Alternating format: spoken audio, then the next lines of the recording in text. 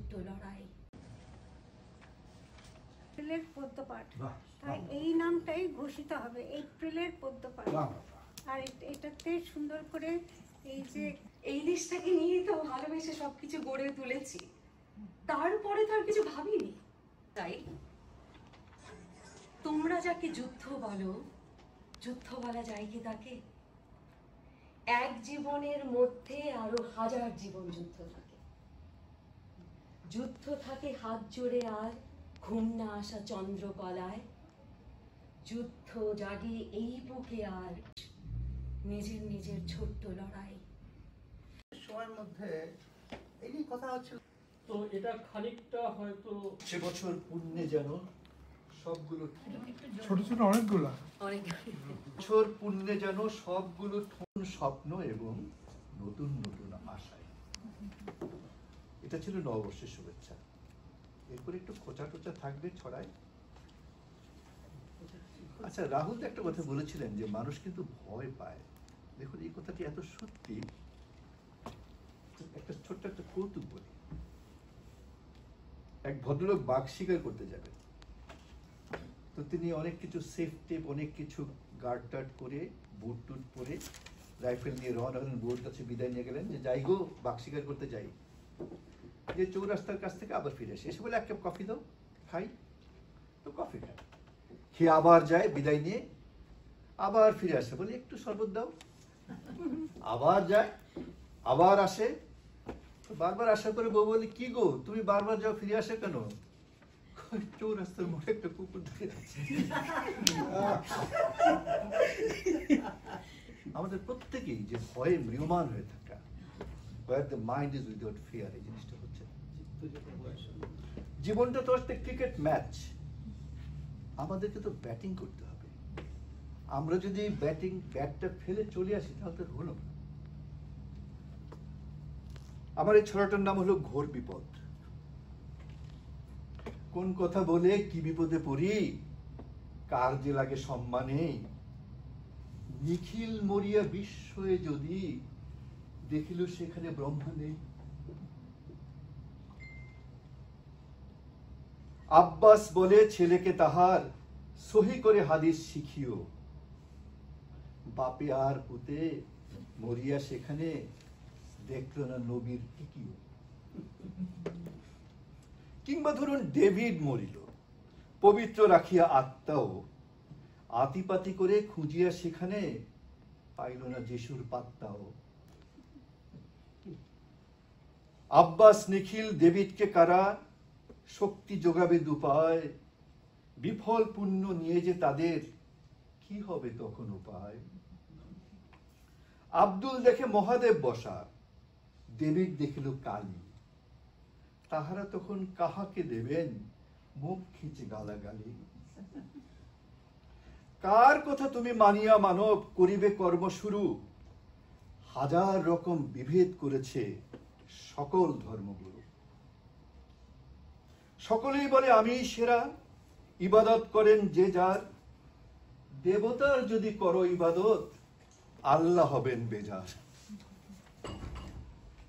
শিব পার্বতীর পূজা অর্চনায় যিশু দিবেন গালি, নবী রাসূলের কথা মানা হলে দুর্গা হবেন কালী। এই পৃথিবীতে ধর্ম রয়েছে 4000-এর বেশি। এক ধর্মের উপাসনা হলে বাকিরা দেখাবে বেশি। অন্ধ বিবেক অন্তরে পুষে কিলবিল করে মুমিন, উত্তর থেকে দক্ষিণ মেরুতে ভর্তি খোদার জমিন। জননীর 2 ছেলে, পরের ছড়াটি। আমাদের দুজন প্রিয় মানুষ এসছেন, শান্তাদি, জয়ন্তদা।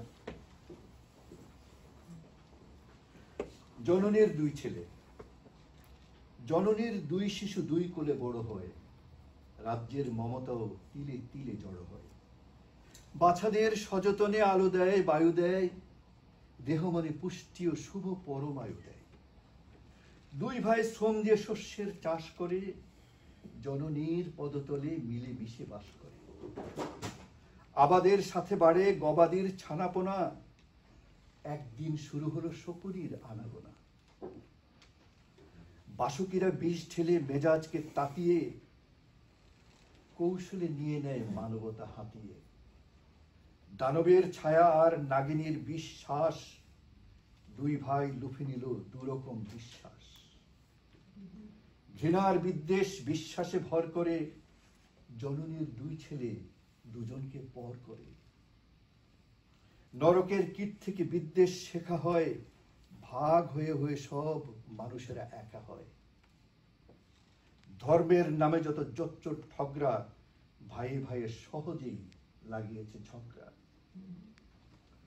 আলো হয় নিঃশেষ, অবশেষ থাকে রাত, জননীকে পায়ে ঠেলে ওরা বাঁচে আখেরাত।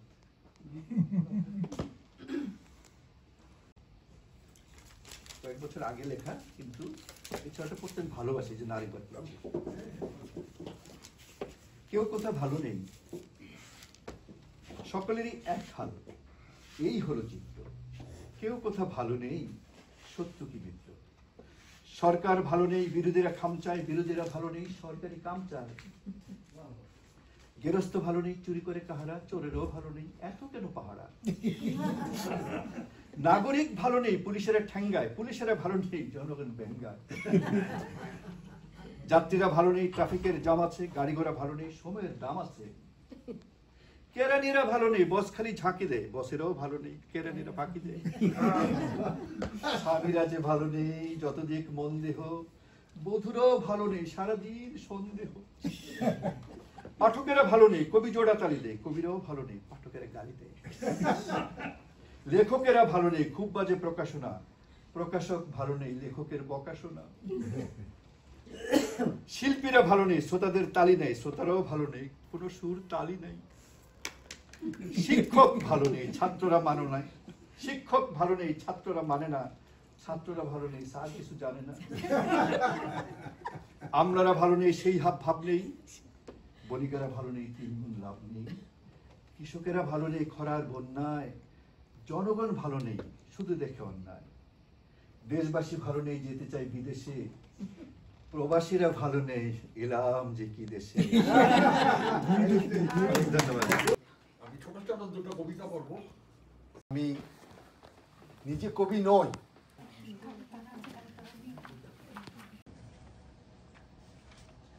আঁকি তোর কত শত ভঙ্গি, তোর ছোঁয়া ঘন কালো আঁখি চলে। নামটা তো বার ফিরে চলে আসে।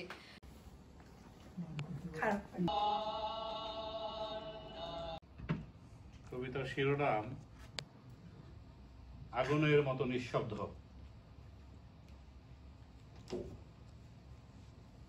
রাত 12টায় শহরের নির্জন এক গলিতে হঠাৎ করে থেমে যায় এক ছায়া।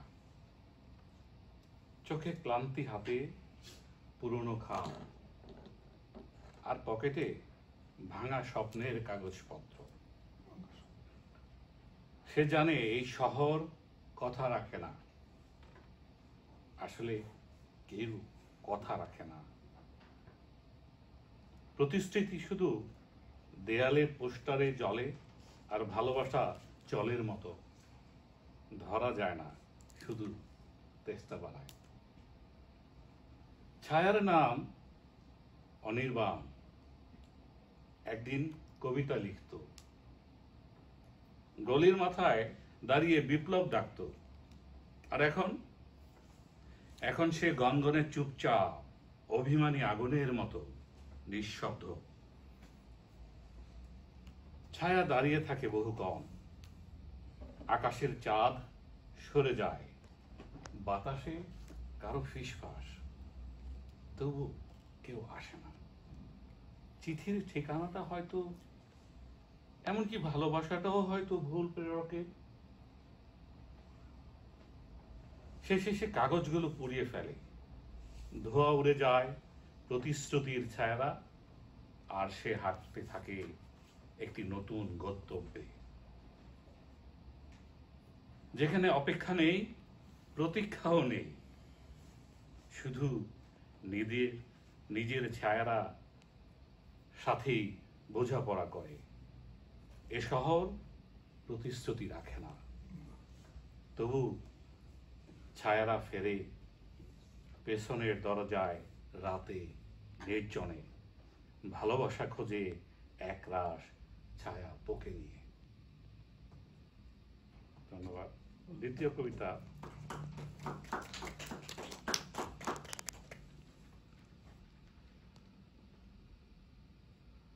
আমি জানি না শিবলি ভাইয়ের সাথে মিলে যাবে কিনা, বা শিবলি ভাইয়ের কাছে হঠাৎ দেখা। শিবলি ভাই, হঠাৎ দেখা। যদি আরেকটি বার হঠাৎ কোথাও দেখা হয়, ধরো বিকেলের শেষ আলোয় কোনো ব্যস্ত ট্রাফিক সিগন্যালে, তুমি হয়তো কারো হাত ধরে আর আমি আমার একাকিত্বকে। আর যদি আরো একটি বার হঠাৎ কোথাও দেখা হয়, নিউ মার্কেটের পুরনো বইয়ের দোকানে আর ধানমন্ডি লেকের ধারে অথবা টিএসসিতে, যেখানে আমরা একদিন ভবিষ্যতে নীলচে স্বপ্ন বুনেছিলাম ছায়ার মতো নীরবে। দৃষ্টিটা কি হবে তখন চেনা নাকি অচেনা?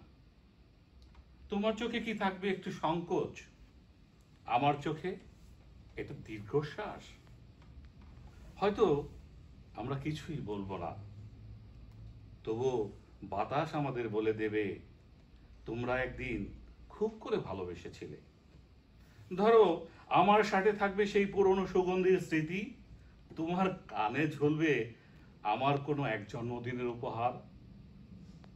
আর সময় সে তো পাশ কাটিয়ে যাবে একটা বিরতিহীন ট্রেনের মতো।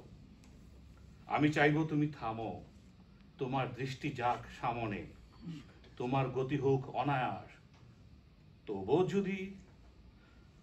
যদি তুমি একবার ফিরে চাও, আমি হাসবো না, কাঁদবো না, শুধু চোখের পলকে বলে দেব ভালো থেকো, খুব ভালো থেকো। ধন্যবাদ। আমরা এসেছি বাংলাদেশ রাইটার্স ক্লাব যুক্তরাষ্ট্রের পক্ষ থেকে।